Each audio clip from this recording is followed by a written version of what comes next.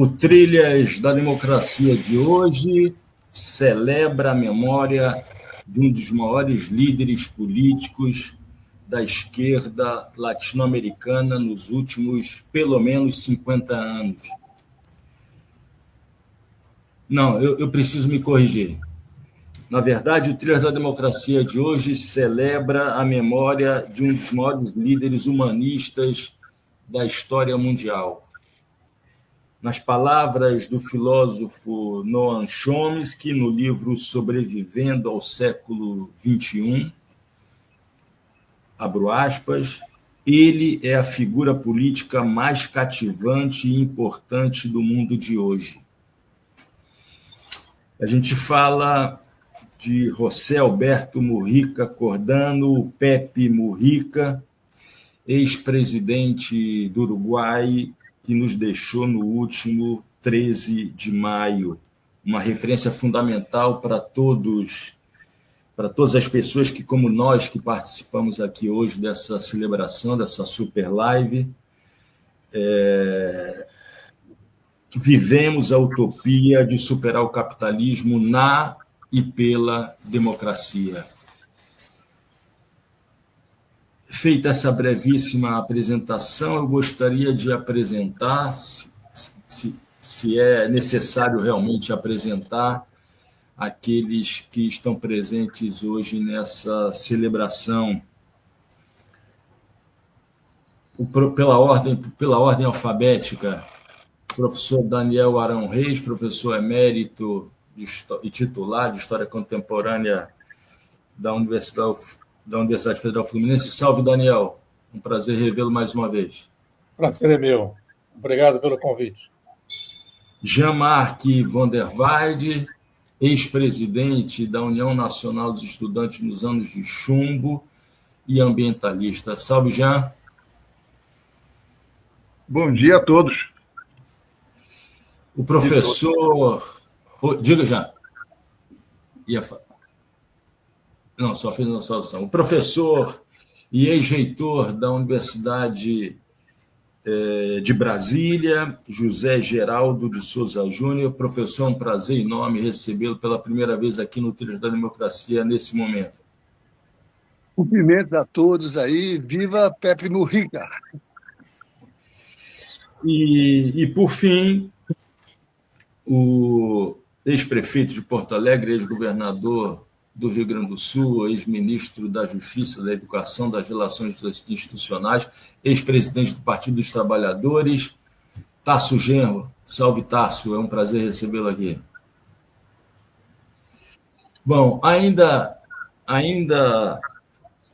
chegará nessa super live, espero eu, a deputada estadual do Partido dos Trabalhadores de Pernambuco, Rosa Amorim, e o ex-reitor, professor e reitor da Universidade Federal do Paraná, Wilson Ramos Filho, o Xixo. Completando, evidentemente, aquele que vem me acompanhando na bancada virtual do Trilhas da Democracia, o companheiro camarada Normando Rodrigues. Salve, Normando. Vamos aí. Bom, eu proporia uma primeira rodada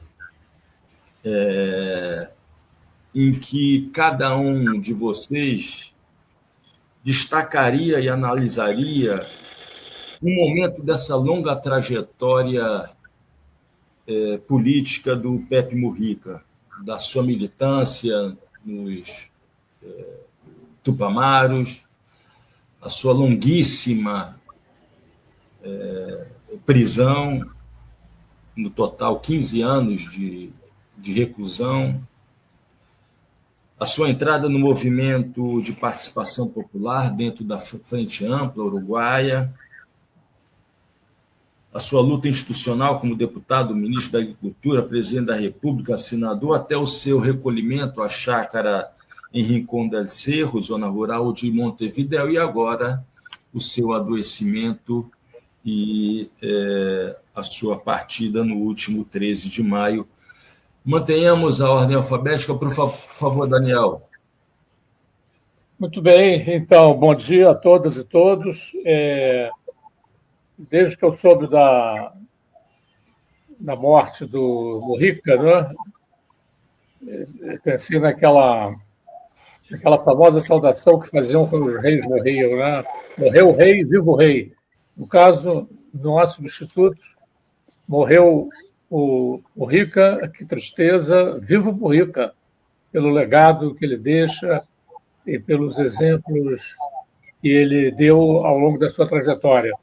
Você pede para a gente destacar um aspecto, é um pouco difícil, né? Porque, como você mesmo disse, a trajetória do Mujica é muito rica e é possível colher referências positivas e construtivas da sua vida, desde o início da militância nos Tupamaros até agora, nos últimos dias, onde, nas suas últimas entrevistas, em que ele permanece sempre conversando, dialogando, apresentando propostas e reflexões muito ricas, né? Eu destacaria, no entanto, né, para responder a sua pergunta, uma contribuição que me parece muito rica do Mujica, que é a sua concepção de transformações sociais e políticas e culturais. No século XX, né, surgiu um modelo de transformações que eu chamei e venho chamando de revoluções catastróficas. Revoluções que se fazem por meio da violência, da guerra. Nem sempre essa opção foi dada aos revolucionários, mas, enfim, é um modelo que se afirmou a partir das revoluções russas, né, ali entre 1917 e 1921, e depois foi retomado com especificidades próprias em todas as grandes revoluções sociais do século XX, né? Entre 1917 a 1975, quando triunfou a Guerra do Vietnã, e, a meu ver, foi o último elo dessas revoluções catastróficas. E essas revoluções catastróficas, embora muito importantes historicamente, resultaram sistematicamente em ditaduras políticas, mais ou menos revolucionárias, mas essa foi a resultante dessas revoluções. Por outro lado, nós tivemos outras propostas de mudança que acabaram tendo muita importância também no século XX, que vinham do século XIX, que era efetuar mudanças através do regime democrático, né? Porém, o que se viu, sobretudo depois da Primeira Grande Guerra, mas também depois da Segunda Guerra Mundial, foi que esses partidos todos, social-democratas, a maior parte deles existindo na Europa, se tornaram gestores do capitalismo. Perderam a perspectiva de uma transformação radical. Então, constituíram-se no mundo, né, dois grandes paradigmas, né? O paradigma da revolução catastrófica, resultando em ditadura política, e o paradigma da gestão do capitalismo com um olhar, evidentemente, voltado para as camadas populares, né? E que hoje vai muito para além, né, muito para além da social-democracia europeia. Aqui no Brasil, acho que o PT se tornou um grande vetor dessa política de gestão, né? E o Pepe Mujica, ele participou da luta revolucionária catastrófica, participou da luta institucional, mas nunca se deixou ganhar pela perspectiva de se tornar um mero gestionário, né? Ele sempre insistiu muito, enfatizou muito que uma transformação política consequente teria que se dar através da mudança das consciências e que essa mudança só poderia ser conseguida através da luta democrática, né? Então, eu penso que essa eu destacaria como grande contribuição dele atual, né? Porque nós vivemos hoje ainda mal ou bem entre essas duas opções, né? E eu penso que é muito importante a gente tentar aprofundar esse legado dele e tentar construir, né, organizações, métodos, maneiras de fazer política que vão nessa direção, né, da mudança. É a maneira mais sólida de você garantir uma mudança é que ela esteja sendo feita, como o Mujica dizia, né, interiormente, né, se a sociedade precisa superar, né? Quer dizer, não apenas as propostas econômicas e políticas do sistema capitalista, mas a cultura desse sistema, né? O modo de vida desse sistema. Então, eu penso que para isso nós precisamos de democracia, e acho que esse é o ponto que eu queria destacar aqui na longa e muito rica trajetória, multifacética trajetória do Mujica. Muito bem, Daniel. Jean-Marc, por favor. Deixa eu largar o cachimbo agora. Mais uma vez, bom dia a todas e todos. O que o Daniel já deu uma excelente pincelada aí nessa trajetória do Mujica. Eu queria, para não repetir, colocar uma coisa assim. Em primeiro lugar, a raridade desse tipo de personagem. Né? Quer dizer, talvez o exemplo mais significativo, assim, semelhante à experiência do Mujica, é o Mandela.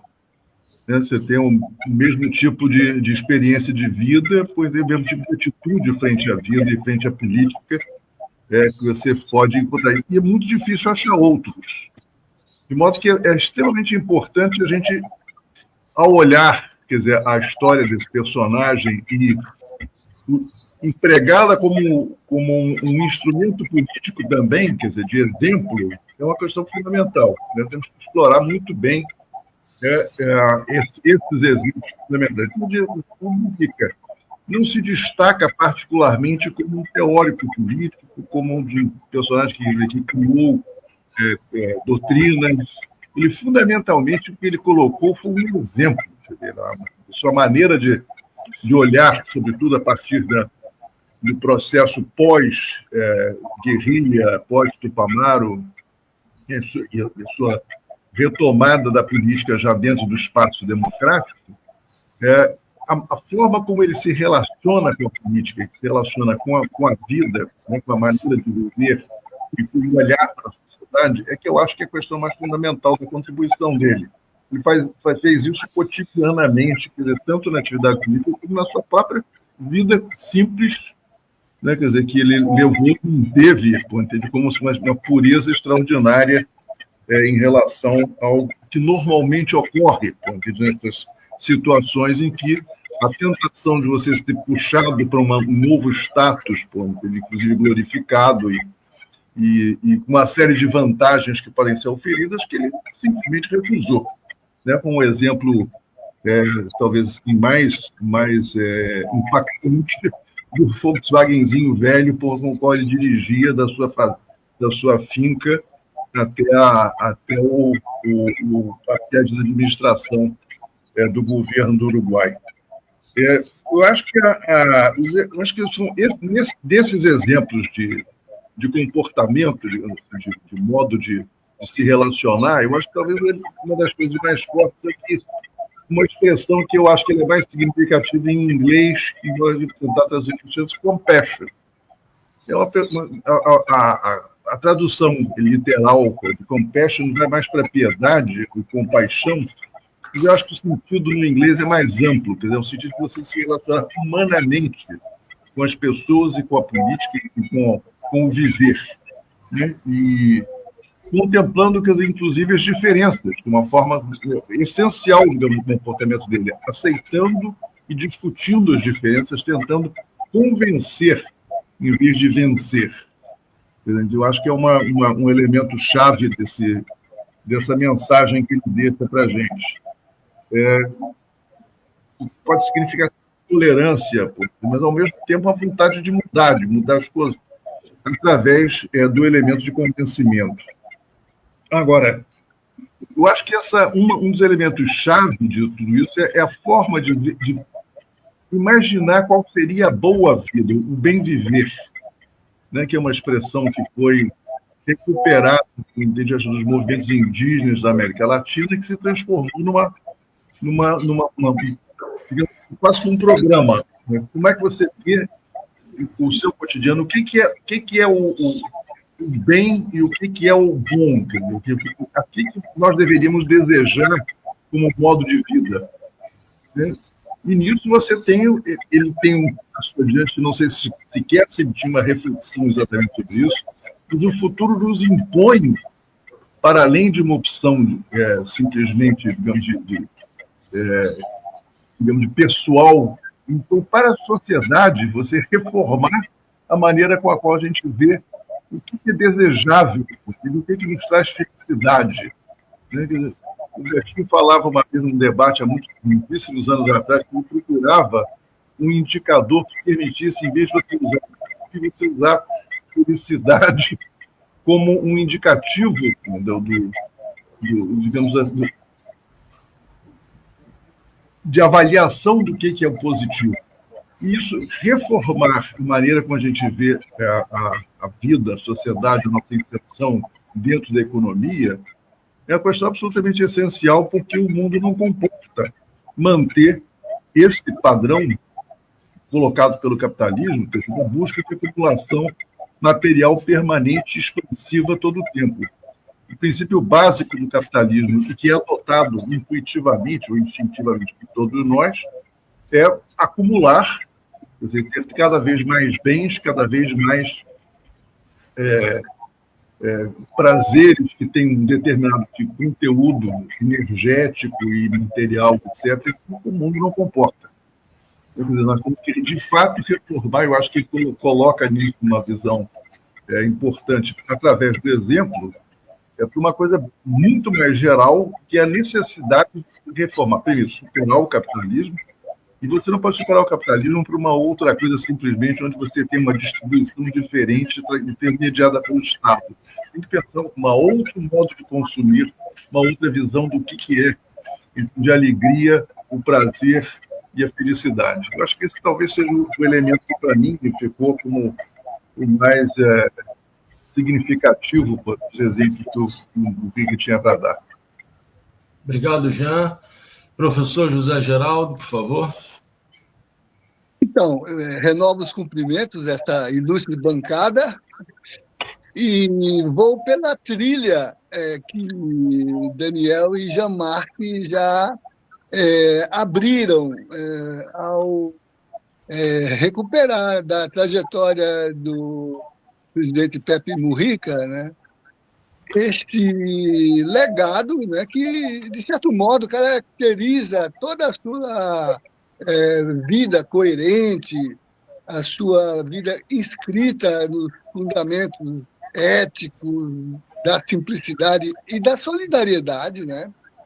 Naquilo que talvez muitos já o consideram como um dos últimos grandes humanistas da política contemporânea, né?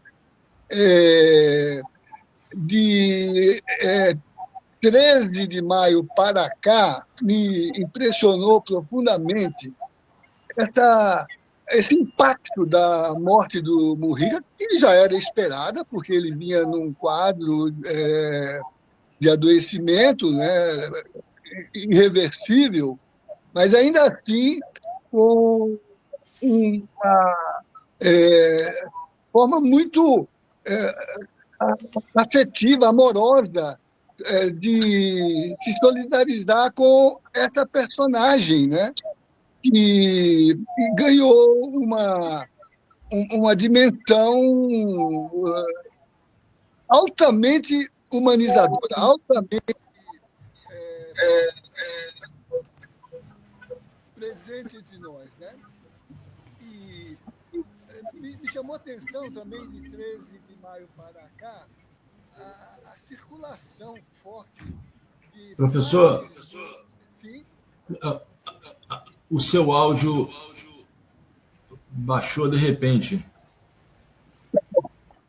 Porque eu estou no celular, e aí às vezes vem ligações, né? Então,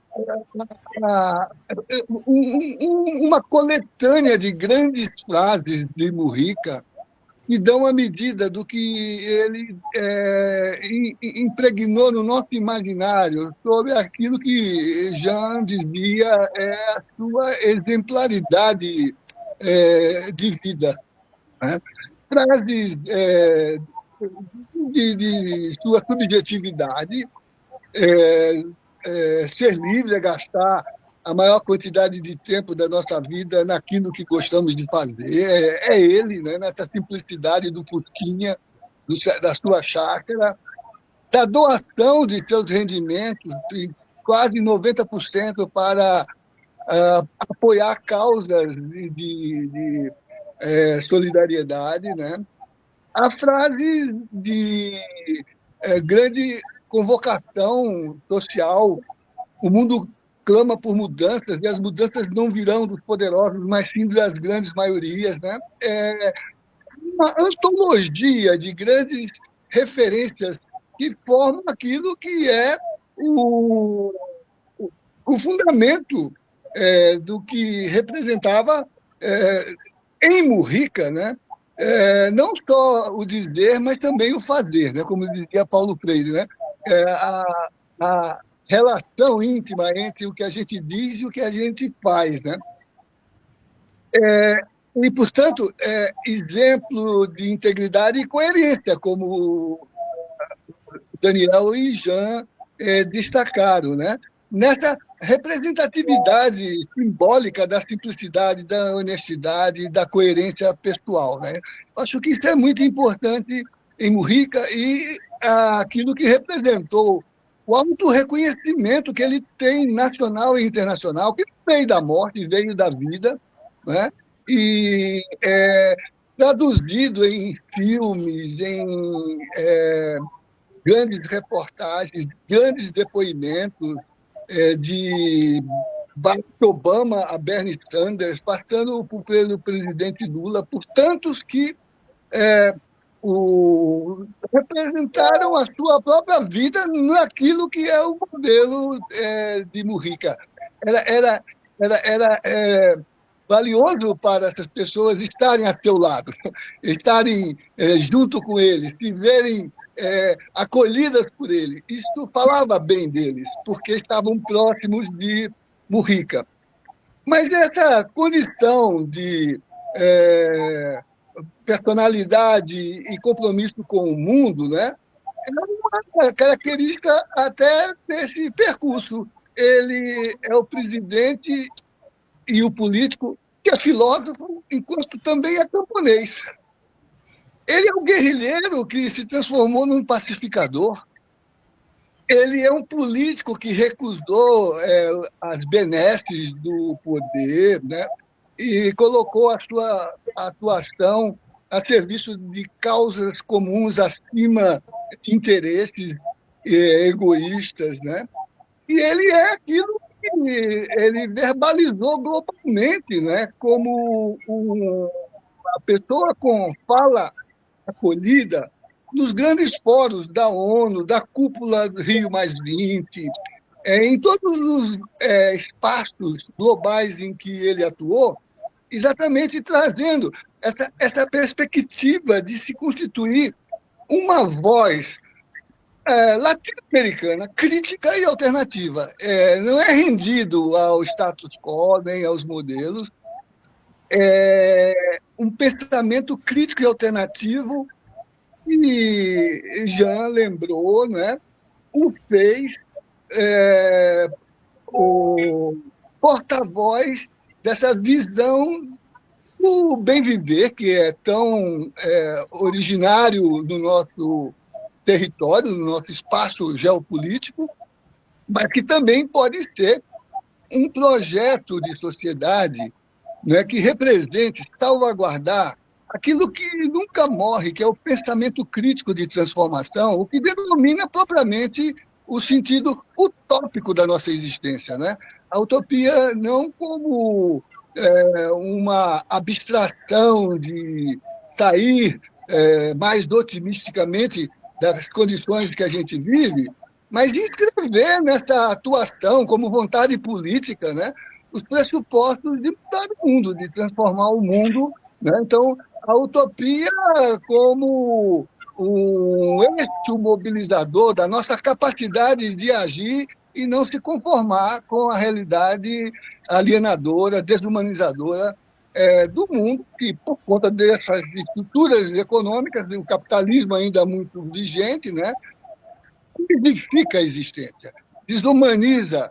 E agora, né, Tarso, a gente está vivendo aí a pejotização, a plataformização, né, a artificialização da inteligência, algoritmando, né, o sentido esvaziador da dignidade do humano, algo com que Mujica nunca se deixou render. Então, eu acho que, em resumo, ele se fez muito querido por isso. E ele é detentor de legado, porque a sua capacidade exemplar ultrapassa as fronteiras subjetivas e objetivas da ação existencial e da ação política, né? Então, por isso, ele é uma referência global, ele tem esse reconhecimento, e eu diria que vocês também foram felizes em lembrar, Jean e Daniel, né? Essas figuras que passaram pela purgação no sofrimento, a prisão, a contenção, né? E se transformaram, a partir do lugar, né, de expiação, essa capacidade de sair como promotor de diálogos para a paz e para a justiça social, né? Então, eu diria assim que, com tudo isso, né, fiel à sua origem de leitura desnudadora daquilo que é o processo dramático, né, que no nosso território é o da colonialidade, portanto, das suas perspectivas mais dramáticas, que são o racismo, o patriarcalismo e o capitalismo, né, para convocar um pensamento utópico que ainda está inscrito numa leitura à esquerda da dinâmica de transformação do mundo, mas para ultrapassar essa perspectiva que oprime, que expolia, né, com referências éticas, né, para pensar uma nova humanidade, um novo modo de viver, né, aquilo que ele expressou nessa coletânea de frases magistrais que dão a medida da sua expressão de grande humanidade, né? Acho que ele se vai, mas isso está corrigido, isso é exemplar, como vocês disseram, né? Isso é pedagógico, isso nos mobiliza, nos faz todos estarmos aqui nessa sessão de homenagem e de tributo. É isso. Muito obrigado, professor José Geraldo. Ministro Tasso Genro, por favor. Bem, em primeiro lugar, um registro aqui. Cada um de vocês tem uma marca na minha vida política, na minha vida intelectual, embora talvez vocês não estejam conscientes disso, né? Começando lá com o Jean-Marc, no movimento estudantil, nós somos da mesma época, e chegando os mais jovens aí, que eu suponho que eu marco, ou o Daniel, não sei, nós aqui somos um bando de correios, né? Tenho que reconhecer isso. Então, eu deixo o meu abraço muito fraterno, muito carinhoso para vocês.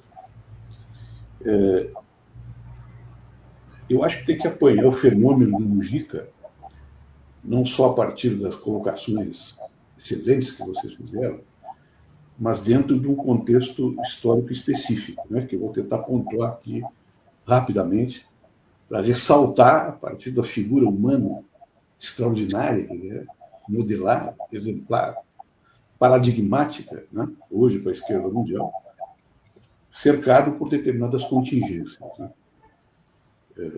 A primeira contingência é o esgotamento da Suíça latino-americana, o esgotamento do modelo uruguaio de organização e desenvolvimento a partir de uma forte estrutura estatal, dos proveitos que esse modelo tirou, semelhantemente à Argentina, da Segunda Guerra Mundial, né, como produtor de carne e como país que não foi atingido diretamente por nenhuma restrição econômica e nenhum ataque de natureza militar. O segundo é a emergência das ditaduras latino-americanas, comandadas de maneira imperial colonial pelos Estados Unidos, não mudou nada de lá para cá, e os efeitos que essas ditaduras tiveram nas democracias latino-americanas, inclusive na Suíça latino-americana, né, que foi paulatinamente sendo atingida, né, e que tinha uma vanguarda intelectual da classe média, da intelectualidade, uma pequena parte do movimento sindical, que apresentou, então, uma capacidade de resistência, que foi se esgotando, a resistência política, à medida que o regime foi se radicalizando. Eu estava no Uruguai nessa oportunidade, exilado, acompanhei o nascimento da Frente Ampla e acompanhei os grandes momentos, né, da movimentação político-militar dos Tupamaros. Né? Eles diziam, inclusive, quando dizia o Russo, né, e dizia o próprio Mujica, nós não éramos uma organização guerrilheira, nós éramos uma organização política em armas, que é diferente. E fomos levados para um movimento de guerrilha urbana para sobreviver. A outra contingência é a queda do Muro de Berlim, né, que ocorre com uma incidência histórica global, né? E particularmente no Uruguai, essa incidência também ocorre. O Uruguai tinha um forte partido comunista, com uma liderança intelectual moral muito forte na sociedade, e tinha ali um grande quadro político, né? Que eu tive o prazer também de ser contemporâneo dele na observação do processo político uruguaio. Escreveu um livro muito interessante, eu acho que o Daniel deve conhecer, Lenin e a Revolução na América Latina, que foi morrer no exílio depois. Agora, em seguida, eu já me lembro o nome. Então, esses três fatores pegam, vamos dizer assim, influem na formação intelectual e política dura, né, que o Mujica passou, e todos os ferimentos físicos e psicológicos que produziram nele 12 anos enterrado, né, numa cova no Uruguai, sendo um refém. Ele, o Idóboro, o Russo, né, e outros companheiros que estavam ali como reféns da ditadura. Então, eu penso que o Mujica, apanhado nesse contexto, ele não era um dos principais quadros dirigentes da luta militar. Ele era um quadro médio da direção, uma boa acuidade intelectual e uma relação com o movimento social e com as camadas mais pobres da sociedade que vinham de uma experiência política direta nele, que nem se formou a partir do MLN, se formou a partir da relação dele com os movimentos sociais e com a sua origem no Partido Blanco, que é de onde ele vem, com todas as relações políticas que ele teve com o Partido Blanco, inclusive forneceu quadros para os Tupamaros. Né? O senador Gutierrez Ruiz, por exemplo, é um exemplo, com os colorados forneceram também, né? Que depois foram assassinados na Argentina, quando os serviços, né, constataram que havia uma infiltração medular dos Tupamaros em toda a ossatura política democrática uruguaia. Então, qual é a grande troca que o Mujica faz para propor a sua nova doutrina política? Eu chamo nova doutrina política social-democrática específica para o Uruguai. Ele retira as suas análises principais no campo das relações de produção, já que o Uruguai é uma sociedade capitalista estruturalmente simples, e leva essa análise para as relações de mercado, com o mercado global e com o intercâmbio com a natureza. São duas relações de intercâmbio que ele começa a colocar e valoriza na sua fala política, né, a questão do consumismo e dos danos que o consumismo fazem, né, nas sociedades submetidas ao processo imperial colonial, e os danos que produzidos na natureza separam os seres humanos da naturalidade.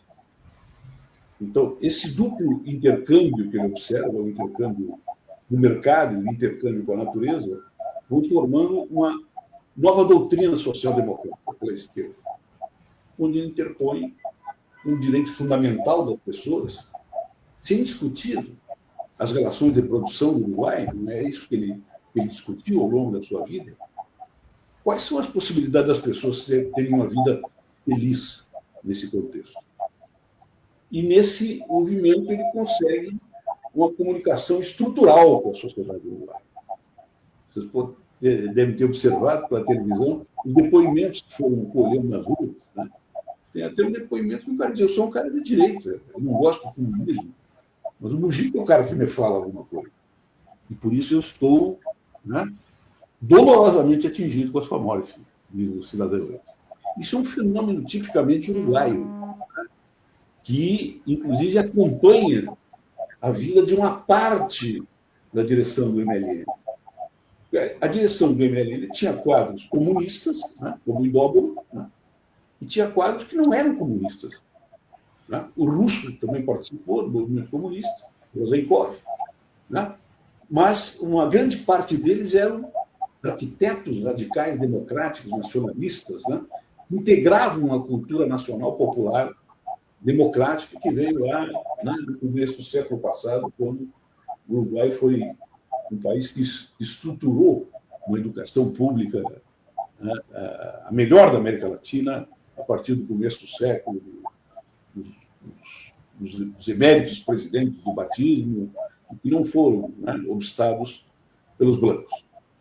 Então, essa é a especificidade do Mujica. Eu acho que a grande mensagem que ele coloca como nova doutrina social-democrata de esquerda, ela não é compreendida pela maioria da esquerda no Brasil. A maioria esquerda do Brasil, um país industrializado, avançado, com polos de desenvolvimento e concentração de renda, né, equivalentes ao chamado primeiro mundo, lida fundamentalmente com a questão do modo de produção, como ele se instalou aqui. O que está correto com o posto em partida, mas não com o ponto de chegada. Tanto é que o governo Lula não conseguiu ir além de um governo social-liberal. Vamos falar aqui entre nós. Né? É um governo democrático, né? É um governo que se preocupa com a vida dos pobres, mas todas as medidas que estão sendo tomadas estruturalmente no governo, inclusive o arcabouço, que para mim é o setor mais avançado, mais compreensivo do governo, da dramaticidade da nossa situação, nós não temos grandes políticas de mudança na vida comum, para a produção de um modo de vida conscientemente orientado, que está exatamente no centro e na margem quando ele fala no intercâmbio com a naturalidade, com a questão ecoambiental, e quando ele fala no consumismo como distintivo de qualquer utopia de uma vida feliz. Né? E o mercado não vai assimilar os desejos e as necessidades de bilhões de pessoas, né? E particularmente nos países de desenvolvimento mais acanhado. E aí ele consegue formular uma doutrina que recupera o sentimento utópico que estava na base da grande Revolução Russa, na base de todos os movimentos guerrilheiros e insurretos na América Latina. E diz, né, de uma maneira sincera, isso aqui pode ter feito em democracia. Né? Não tem outra possibilidade. E eu acho que não tem outra possibilidade, pelo menos nas contingências históricas que nós vivemos hoje. Eu tive uma vida política muito comunicada com o Mujica, né? E com longas conversas com ele, e um grande aprendizado. Hoje eu estou publicando um pequeno artigo que me faz, que é metafórico, para dizer assim, para informar sobre essa aquisição que eu pessoalmente tive com a vida política e o exemplo dele como revolucionário. Muito obrigado, Tárcio. Normando? É difícil destacar pontos diferentes depois de tanta gente, né, tão importante para mim e para a esquerda no Brasil. Tem um aspecto mais subjetivo que eu gostaria de ressaltar, e é sempre no campo das hipóteses, porque acho que não compreendemos uma personalidade da dimensão do Mujica com definições muito objetivas. Mas talvez aquilo que tenha servido como exemplo e que tenha pegado, né, na admiração e trazido, né, para próximo da personalidade do Pepe Mujica, sejam uma característica que não é compreendida e menos ainda apropriada, né, pelos meios de comunicação, né, e pela mídia hegemônica.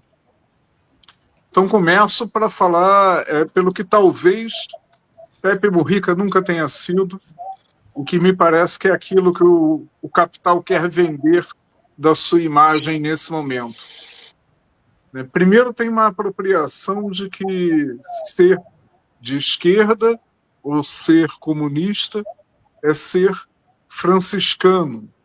E aí sai um monte de analistas de direita dizendo que Mujica foi excepcional porque era coerente e vivia como pregava. E outro conectado a isso é que Mujica era um moralista. Acho que as duas compreensões precisam ser mediadas. Em primeiro lugar, né, a vida simples não quer dizer uma vida espartana. A vida simples e que questiona em essência a sociedade consumista insustentável em que nós vivemos, ela não quer dizer sofrimento, ela não quer dizer, né, redenção pelo sofrer cristão. Ela está muito mais ligada aos aspectos que o professor José Geraldo destacou, do bem viver tradicional. Jean-Marc aludiu, e Daniel mencionou bastante o exemplo. A importância política, né, que o Estado destacou é, sem dúvida nenhuma, imensa, e toda transformação política pressupõe um discurso e uma prática de transformação moral. Mas Pepe Mujica estava longe de ser um moralista no sentido em que a imprensa o apresenta também. Ele estava pregando uma outra moral. E é também triste a gente registrar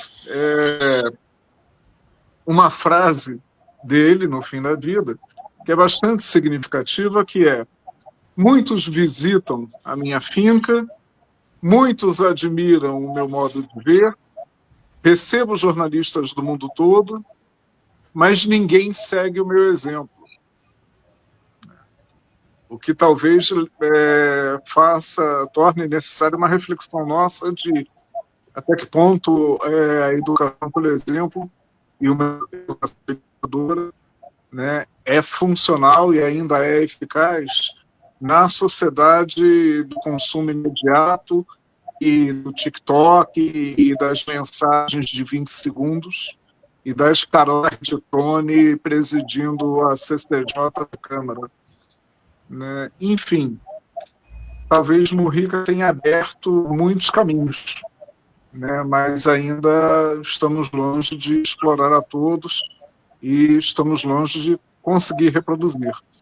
Tem uma frase que é muito bordão, mas eu confesso que eu sou piegas e gosto dos bordões, uma frase antiga de Camus sobre grandeza, em que ele fala que a grandeza do homem se mede pela capacidade de ser maior do que as suas condições.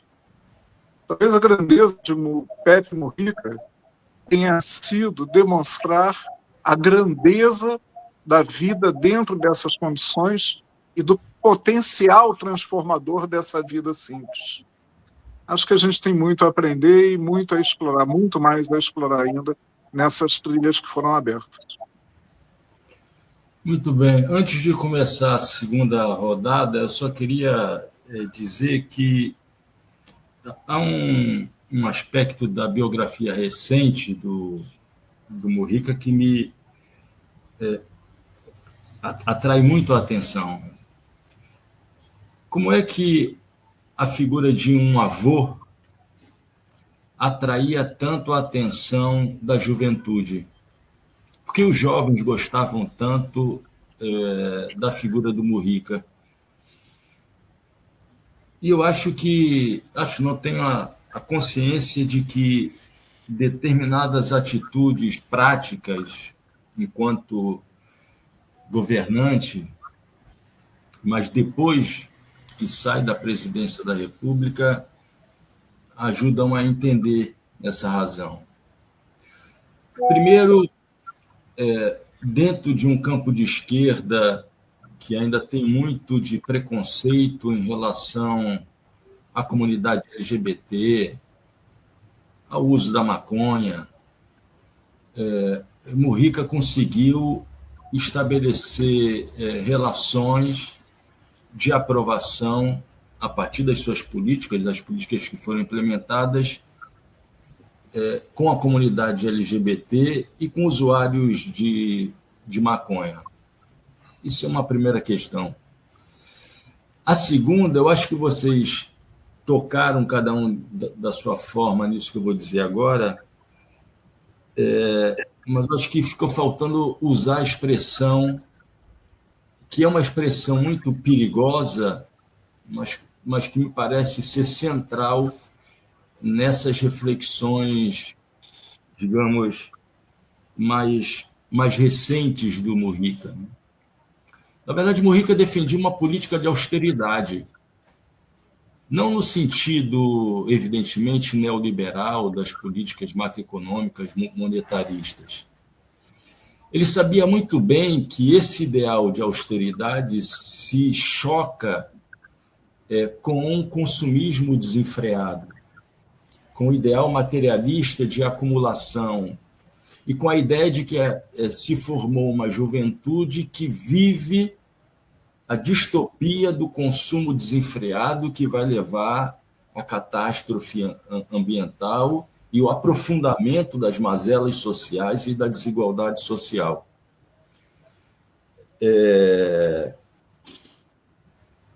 Ele foi, em parte, incompreendido em relação a isso, apesar da juventude ter muita simpatia em relação a ele.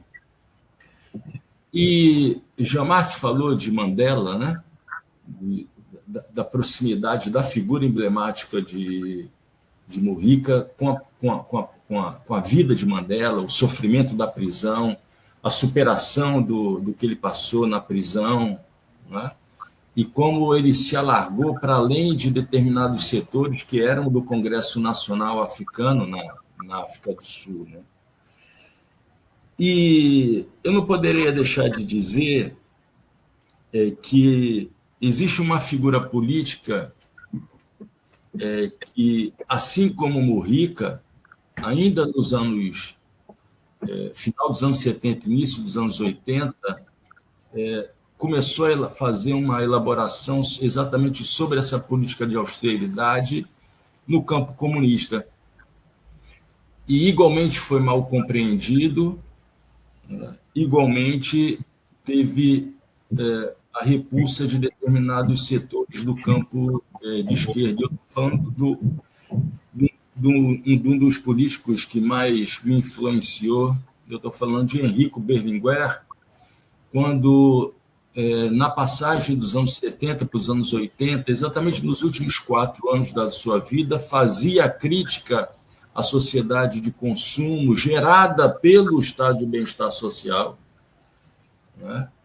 Falava da necessidade de que essa política de austeridade fosse feita em benefício dos mais pobres. Ele foi incompreendido quando fez a defesa da política de austeridade e, igualmente, foi mal compreendido, foi muito criticado quando usa a expressão democracia como valor universal. Eu acho que isso abre os espaços, né? Só antes de iniciar essa segunda rodada, ontem, sábado, esse programa está sendo exibido domingo, né? Foi ao ar ontem, no sábado, uma entrevista que eu tive a oportunidade de fazer com o Mujica em junho de 2022.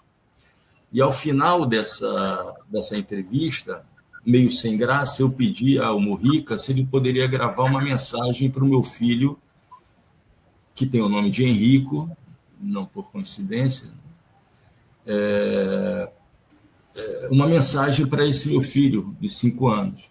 E o Mujica gravou, e a mensagem dele é de uma beleza incomensurável, né? Porque ele diz a ele o seguinte, isso que eu acabei de dizer, é preciso ter uma causa para lutar, né? E essa causa para lutar se vincula àquilo que nós não conseguimos fazer enquanto estivemos vivos, que foi transformar a sociedade. Então, a sua vida é, na verdade, um chamamento à construção de utopias, né? De sonhos pelos quais lutar. E eu acho que isso está presente em cada uma das falas de vocês. Eu gostaria agora de começar de novo uma rodada a partir da seguinte questão. Eu acho que, de alguma maneira, isso já foi tocado aqui por vocês, por cada um de vocês, mas a questão é a seguinte.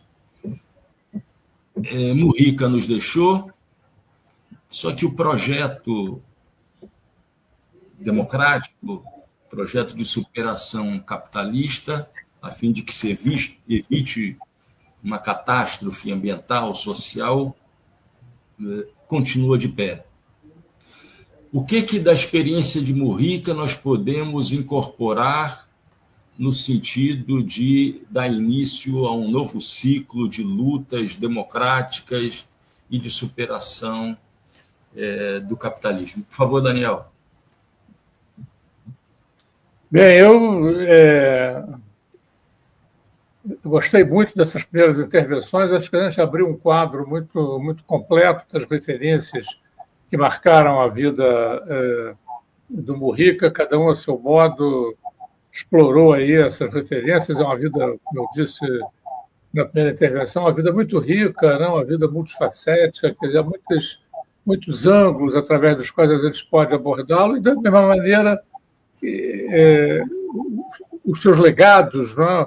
O que a gente pode reter da sua vida também é muito rica. Mas eu gostaria de simplificar, em grande medida, a minha intervenção, recorrendo a 2 frases do Mujica, né?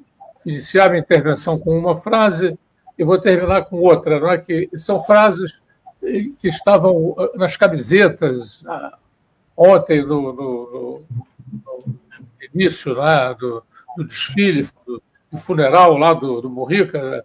Eu vi nos jornais que essas frases estavam nas camisetas de jovens e velhos e tal. E a primeira delas é a seguinte, que ele falava muito nas entrevistas, né? Eu não sou pobre, eu sou livre. Né? Os entrevistadores diziam, como é que você explica essa pobreza em que você vive e tal? Eu não sou pobre, né? Eu tenho tudo o que é necessário para viver. Eu tenho um bom vinho, eu como bem, eu me transporto, né? Eu não tenho necessidades a que eu não possa, necessidades básicas, né? A que eu não possa satisfazer. Então, é impróprio me chamar de pobre. Eu sou contra, eu procuro superar esse consumismo desenfreado, essa maneira de viver infeliz, não é? Que domina boa parte da sociedade capitalista, sempre correndo atrás, não é? Porque, como Marx dizia, o capital precisa estar sempre acumulando, né? E a contrapartida disso é que as pessoas têm que estar sempre consumindo mais e mais, né? Mesmo aquilo que não é absolutamente essencial. Então, eu acho que essa frase é luminosa, né? Porque ele dizia, inclusive, isso, né? Para a pessoa ser livre, ela tem que se libertar desses constrangimentos do consumismo, né? Porque está preso está atrás das grades. Né? Se vê que essa prisão é terrivelmente honesta, né? Mas às vezes você está solto, né? Preso em concepções de vida que te abisquinham, né? Que não abrem perspectivas, você está sempre se repetindo. Então, eu penso que eu não sou pobre, eu sou livre, é luminosa, né? E é um primeiro legado que fica do Mujica. E um segundo, né, diz respeito a essas características que todos aqui têm levantado, né, e que são essenciais à democracia, que estavam sempre presentes nas suas entrevistas. Né? O desapego das coisas materiais, né, a tolerância, né, e a capacidade e a vontade de dialogar, né, que são referências absolutamente centrais na democracia, no ambiente democrático, e a propósito das quais a gente tem que lutar muito, porque no nosso país, né, as direitas são claramente autoritárias, mas as esquerdas são, em grande medida, autoritárias também. E não poderia ser diferente, pois se elas nasceram, né, e vivem num ambiente altamente autoritário, seria demais exigir que elas fossem radicalmente anti-autoritárias, mas é preciso combater esse autoritarismo. Eu acho que essa disposição ao diálogo, essa cultura da tolerância, né, são absolutamente essenciais num regime democrático e num processo de consolidação democrático, do qual nós estamos, infelizmente, muito longe ainda, né, são também importantes referências aí que nos ficam, né? E aí eu fecho com a segunda frase irônica, né, do Mujica, e que é muito apropriada para o momento atual, né, em que ele diz: eu não fui embora, eu estou chegando.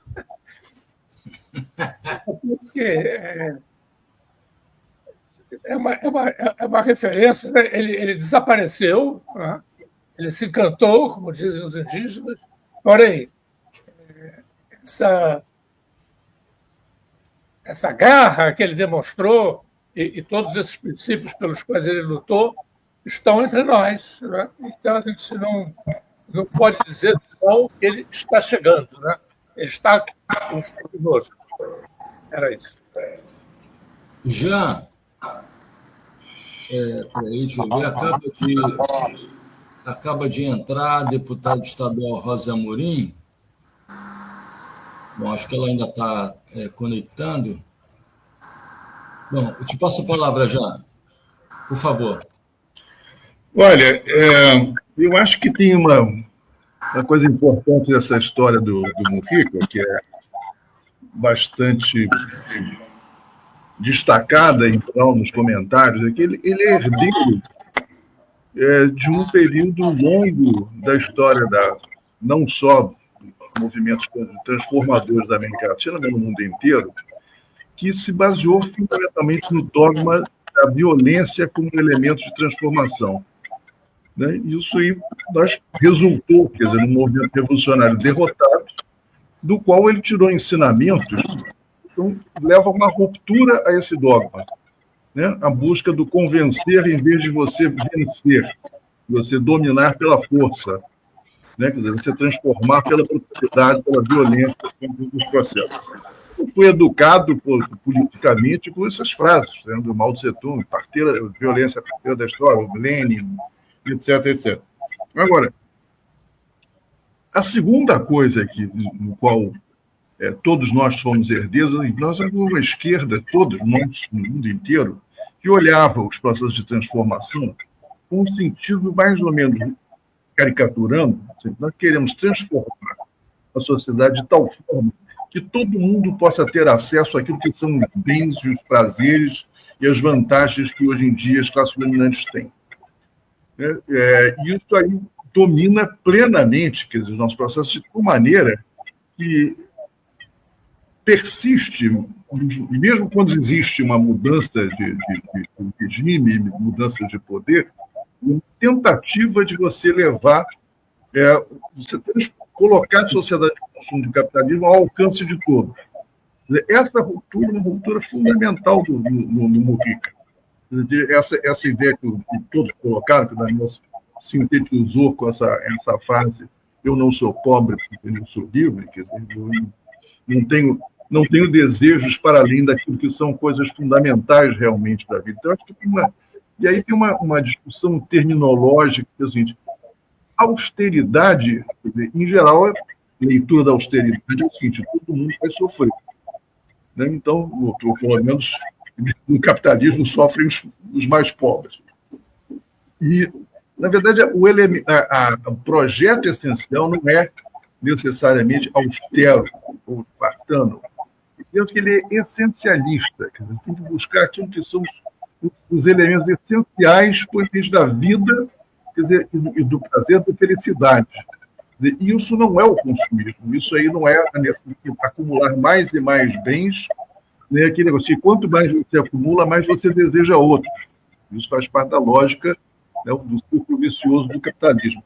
Essa ruptura, em geral, não foi feita, nem na mentalidade da esquerda. É o ponto que você tem, frequentemente, que é declarado como vantagens em determinadas medidas do governo, que é assim: então, nós temos que tornar o acesso ao carro individual uma coisa que todo mundo possa ter. Um absurdo completo, quer dizer, isso faz parte da vontade das pessoas. Os humildes querem ter seu carro, ou querem viajar de avião, tem toda uma série de coisas. Aí você começa a se perguntar: isso é um bem essencial para a felicidade? Não é um bem essencial para a felicidade, ao contrário. Quer dizer, hoje em dia, pensando mais no macro, quer dizer, isso aí vai contra a felicidade, porque ele está colocando o mundo em risco. Então, quanto à pergunta que o Marco colocou, quer dizer, o foco que nós temos que colocar é o seguinte: a ideia de que você tem que ter uma sociedade voltada para a resolução dos elementos essenciais da vida, do cotidiano e da felicidade é uma radical transformação da maneira de ver do que é desenvolvimento.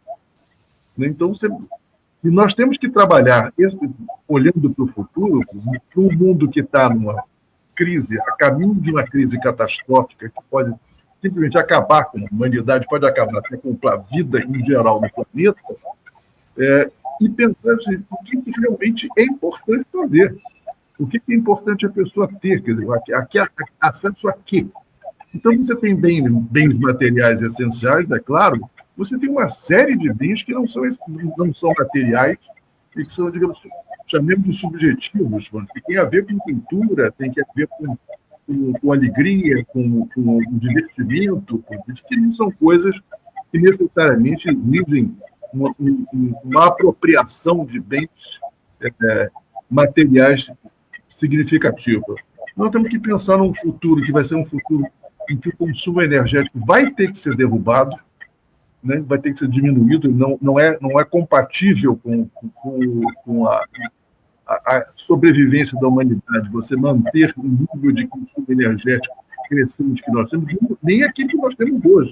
Vai ter que decrescer. E ao decrescer, você tem que escolher o que é essencial e o que não é essencial. Então, esse rumo é um rumo que, de certa forma, pelo comportamento e pelas propostas do bem viver, o Mourinho colocou com muita clareza, e acho que a gente tem que resgatar e generalizar. E também buscar essa ideia fundamental. Assim, nós temos que descobrir formas de política que permitam que as pessoas incorporem essas coisas, né, de baixo para cima. Quer dizer, não é tomar o poder e fazer a transformação e fazer tudo que pensar que pode ser. Acho que é exatamente o inverso do processo. E seria isso. Professor José Geraldo. Marco, diga, Daniel. Eu estou sentindo aqui, não sei se vocês estão sentindo também, uma certa microfonia. Eu acho que ela é resultado dos microfones estarem abertos. Sim. Se a gente fechar todos os microfones, menos naturalmente aquele que está falando, vai melhorar a nossa audição. Muito bem. Professor José Geraldo. Olha, entre as várias simbologias deste momento, né, que é o encantamento do Mujica, né, como lembrou o Ô, Jean, uma das imagens que circulou bastante foi a do Papa Francisco recebendo o Mujica no mundo encantado, na vida encantada, né? Eu aludo a essa imagem porque me parece que tanto o Papa Francisco quanto o Mujica eles se distinguiram num mundo que nivela tudo, né? Que de dinâmica TikTok, rápida, veloz, né? Aquelas condições do milênio que Calvino dizia, a gente precisa refletir, né? E não pode embarcar nesse espírito do tempo, né? Acelerado. Tanto o Papa Francisco quanto o Mujica eram vozes no seu campo de crítica ao constituído e de busca de alternativa, né? Ambos eram mobilizados por essa disposição de construir criticamente alternatividade. O Tasso vai lembrar lá no começo do milênio, né? A nossa expectativa de dizer que havia outros mundos possíveis, né? E que o mundo poderia ser uma grande Porto Alegre, não é isso? Como sede de um fórum social mundial, né? Que queria um outro mundo possível, né? Eu diria assim que, de fato, essas características que a gente está aqui desvendando do que representou o legado do Mujica, é esse esforço de busca crítica de alternatividade, né, que signifique para nós, né, na conjuntura até astrofísica, né, não escorregar no que chamam, nesse campo de horizonte de evento que suga as galáxias, que suga modos de vida, né? Por exemplo, nós estamos embarcando no vórtice da autodestruição planetária. Por isso que o Papa Francisco falava da Laudato Si, da Laudato Deum, da busca de uma relação inscrita na fraternidade, uma narrativa a partir de um horizonte teológico da mesma busca de felicidade e de humanidade que Mujica colocava a partir de um horizonte político. A questão nossa é saber, há alternativas? É claro que há, senão nós sucumbiríamos e fracassaríamos como projeto de humanidade. Mas que humanidade a gente quer tirar daí, né? O Papa Francisco foi criticado porque era demasiadamente encarnado e da rua. Não que ele fosse militante do direito achado na rua, mas ele convocou os juristas para fazerem poesia nas suas sentenças, para realizarem justiça social. Mujica é um pouco profeta também, é um pouco teólogo, ele é um pouco assim, mobilizador de um humano que saia da possibilidade de ser a expressão realizadora de uma humanidade emancipada. Por isso que ele é essa voz crítica e alternativa, mas dentro de uma condição em que a felicidade não é um delírio, é uma busca de um roteiro civilizatório. O Tasso lembra, sendo ele ex-ministro da Educação, que Rousseau ganhou o concurso da Academia de Dijon de 1750, respondendo à pergunta qual o valor das ciências e das artes para o desenvolvimento do humano. E o Rousseau, que ganhou o prêmio, no ano seguinte ele perdeu. Ele concorreu, ficou encantado com a vitória e perdeu porque apresentou um trabalho que não foi muito bem entendido, se chamava Do Contrato Social. Mas com um discurso sobre as ciências e as artes, ele ganhou o prêmio da academia porque ele respondeu que o valor das ciências e das artes era para realizar a felicidade humana. Não era uma condição utilitária. No Bem Viver, a condição da humanidade que sai dessa leitura, que não é de austeridade, é de simplicidade, é de humanidade, está em Krenak, está em Nego Bispo, é a leitura de que a vida não é útil, a vida é dignidade, a vida é uma condição emancipadora do humano. Eu acho que isso é a contribuição de Mujica, que estava na sua postura de ser um político que faz da política uma educação para a cidadania e dialoga. Por que essa forma tão engajada, tão amorosa dele com os diferentes, os diversos e os intergeracionais? Porque ele se colocava humanamente nessa condição. Por isso que ele mobilizava. Ele não era um político digital. Ele era um político de contato, um político de presença ativa na ação transformadora no mundo. Ele circulava no mundo, ele caminhava junto. Eu tive uma experiência assim, quase epifânica como reitor, de instalar na Universidade de Brasília o Memorial Darcy Ribeiro, que é um monumento de abrigo para todo o acervo do Darcy e da Berta. E a inauguração, feita no meu reitorado, teve a presença do presidente Lula e do presidente Mujica. Foi uma coisa curiosa, né? Ele estava ali não porque era um dignitário, mas porque ele queria prestar tributo a Darcy, considerando o papel de Darcy como um criador de universidades na América e alguém que, como Mujica, pensa na América como uma pátria grande, como uma capacidade de construir um projeto alternativo, né? O interessante, Tasso, é que naquela época o Lula tinha 97% de aprovação social, mas os 3% que rejeitavam vieram lá para a UNB para aquele momento. E, por conta do dispositivo, ficaram inibidos de se aproximar dos presidentes, né? Sobretudo por conta do processo de segurança. 2 presidentes, né? O Itamaraty e o sistema de segurança tomaram conta do espaço, gradearam e eles não podiam chegar perto. Sobretudo na universidade, né, em que o reitor dialogava. Eu tive 8 ocupações de reitoria, 8.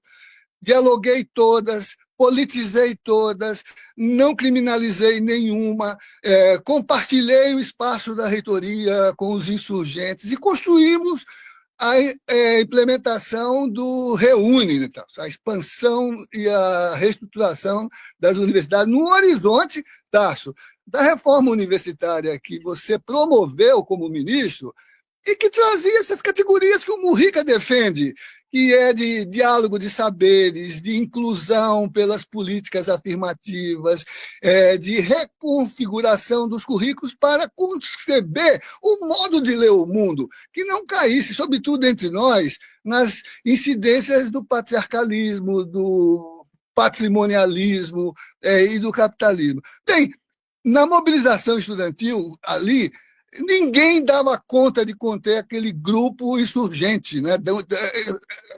Todos legítimos, porque todos vinham da mais ativista esquerda universitária, né? O vozeirão do Mujica calou todo mundo. Ele se levanta, faz um discurso sobre a solidariedade, sobre a construção dos fundamentos de uma universidade emancipatória, como mediador de uma América Latina grande. Vocês lembram o vozeirão dele, né? Aquela turba virou povo, se integrou, se afinou no diapasão da mobilização dele. Não porque ele fosse carismático, mas porque ele tinha proposta alternativa. Ele colocou a questão em termos políticos, mas com um horizonte de utopia. Eu acho que o Mujica, contrariando os gramscianos que estão aqui, né, ele pensava, que são todos hegelianos, né? E por isso mediados pelo marxismo-hegelianismo, né? O Mujica dizia assim para nós, né? Que o pessimismo tem que ficar para tempos melhores. No momento o que urge é nos mobilizarmos eticamente, de forma simples, na mediação da busca da felicidade. Gostaria de dizer, professor Geraldo, que eu vesti a carapuça, hein? E é por isso que está como fundamento da economia, né? Eu acho que é isso que Mujica. Então, por exemplo, eu tenho uma saudade daquele momento, né? Porque ele vai ficar, Marco, como o depoimento para o seu filho. Ali foi um depoimento para o meu aprendizado de educador, né? Um político que faz da política uma pedagogia, né? Mas para emancipação, para alternar o mundo, sem garantias, não garantias. O processo se faz no caminho, a gente caminha, né? E, com isso, a gente transita da estação Finlândia lá para a tomada do Palácio de Moscou. Vamos lá. Professor Zé Geraldo, gostaria de dizer que eu vesti a carapuça, e ainda mais porque eu estou numa fase benjaminiana defendendo a necessidade da organização do pessimismo, entendeu? Passa a palavra agora ao Tarso. Por favor, Tarso. Eu acho que essa arrematação aí do professor José Geraldo nos contempla a todos, né? E eu tenho também como ponto de partida a identificação do Mujica com o nosso Papa Francisco, né? Eu acho que são duas figuras exponenciais e que vão no mesmo sentido, né? E fizeram a diferença, sem a menor dúvida, nesta época do capitalismo que não está em crise. É o capitalismo da época da barbárie, né? Já superou a crise pela implementação da barbárie. E eu acho que o Mujica, ele, por caminhos ainda não muito bem estudados, ele compreendeu, né, esta situação e passou a trabalhar a questão da felicidade das pessoas, da vida comum, dos anseios da juventude, da busca pela felicidade, de uma maneira articulada com um projeto estratégico, né? Porque aquele discurso que ele fez na ONU tem ali elementos de um projeto estratégico para uma crítica do capitalismo em época de barbárie, no momento já distópico, que, em última análise, o próprio capitalismo sufocou, né? Que, através do sufocamento ideológico, político, informativo, né, das ideias revolucionárias que surgiram e que se firmaram no século passado. Tem um elemento originário do marxismo, né? Eu não me lembro se foi o Engels ou o Marx, onde é que está essa formulação, se era um manifesto ou uma carta entre os dois. Vocês todos devem estar lembrados, nós temos mais ou menos a mesma origem, né? Aquela visão na sociedade comunista, quem quer caçar vai caçar, quem quer pescar vai pescar, né? Quem quiser ter uma vida voltada para a arte, né, é o reino da inteira liberdade, né?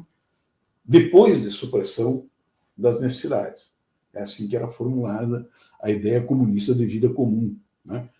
Só que, ao contrário da supressão das necessidades, o desenvolvimento capitalista gerou outras necessidades para dar amparo ao desenvolvimento do mercado, né, nacional e do mercado global e ao próprio desenvolvimento do processo de concentração do capital em escala global. Então, eu acho que a nossa conversa aqui é uma conversa extraordinária, né? Eu vou guardar nos meus arquivos essa conversa porque ela tem muito significado na minha vida política, né? Nós estamos num momento de inflexão. Só não sabemos para onde vai essa inflexão. A barbárie é uma possibilidade. E a derrota da utopia da liberdade, da igualdade, da fraternidade é uma possibilidade, né? Então, nós temos que guardar, sim, o pessimismo para momentos mais felizes, porque não há forma de fazer um enfrentamento hoje com essas perspectivas negativas para a humanidade que não seja pela razão e pelo otimismo da vontade. Então, deixo aqui o meu abraço muito fraterno a vocês e muito obrigado por terem me convidado para esse diálogo.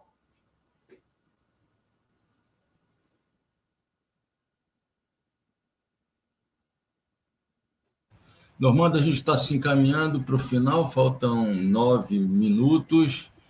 Suas últimas palavras. Deixa eu te... Opa. Por favor, Normando. Eu vou tentar pegar esse fio condutor que o Tarso lança e que, na verdade, está informado pelas intervenções de todos. Legado, né, de Mujica, eu acho que ele tem um legado excepcional para além de repensar a democracia, repensar desenvolvimento.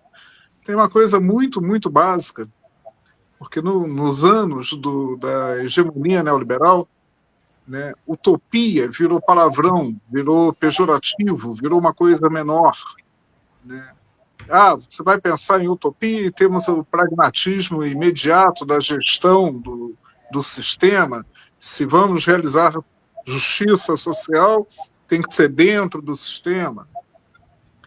E agora, mais ainda, né, na necessidade de enfrentamento do fascismo, né, do ressurgente fascismo, né, quando se fala em utopia, também cai por terra ante o pragmatismo da necessidade de uma frente muito ampla. Não temos que descer a acordos básicos de convivência. Temos sim. Mas, na prática, né, política e pessoal de Pepe Mujica, fica o legado de que utopia é o que há de mais belo que a humanidade já construiu. Aqui a humanidade tudo deve. Rigorosamente tudo que o homem fez, tudo que a sociedade edificou, foi antes sonho e foi antes o não posto. E esse resgate da utopia, enquanto instrumento mobilizador, enquanto motor desse dinamismo necessário, eu acho que é fundamental e talvez seja o exemplo, né, a ser mais perseguido, a ser mais reproduzido de toda a prática política que a gente pode aprender de Pepe Mujica. Não morreu, né, não deixou de aqui estar, não virou só memória. Acho que o resgate da fala do nosso querido reitor foi fantástico. Mujica está encantado e nos encanta. Bom, eu gostaria de finalizar esse ato de celebração, né, da vida, da memória de Mujica, dizendo que ele nos deixou um último legado que foi exatamente repensar a morte, né? Encarar a morte de uma outra forma. E eu gostaria de citar um trecho da entrevista que ele concedeu a Andrés Danza e Ernesto Tubowitz no livro Uma Ovelha Negra no Poder, na parte final exatamente do livro, quando ele trata da morte.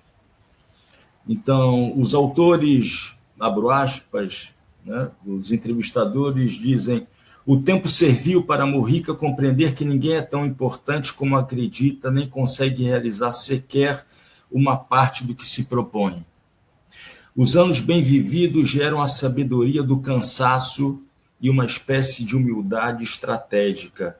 Esse estado é necessário para poder admirar a morte.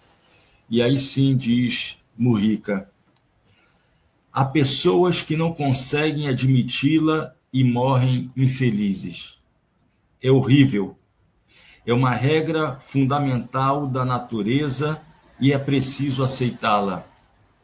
A questão é que é necessário amar a vida que se vive. Penso no momento em que não estarei mais aqui e acho que vão começar a me valorizar daqui a 10 anos. Mas eu estarei morto e enterrado. Por isso, tchau, não penso mais nisso. Quando achar que vou morrer, irei para a cama e me deitarei para dormir tranquilamente. E assim foi. Só faço uma correção quando ele disse: só vão começar a me valorizar daqui a 10 anos.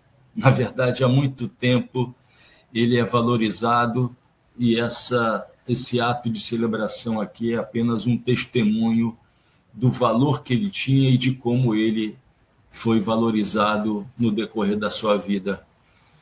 Daniel, muitíssimo obrigado pela ordem sempre alfabética. Jean-Marc, muito obrigado. Professor José Geraldo, não obstante o ato de vestir a carapuça, me senti incomodado com a provocação aos gramscianos. Muitíssimo obrigado. Tarso, um grande abraço. E Normando, nos encontramos na próxima semana. Viva Pepe Mujica, hasta siempre, viejo querido. O Triângulo da Democracia fica por aqui.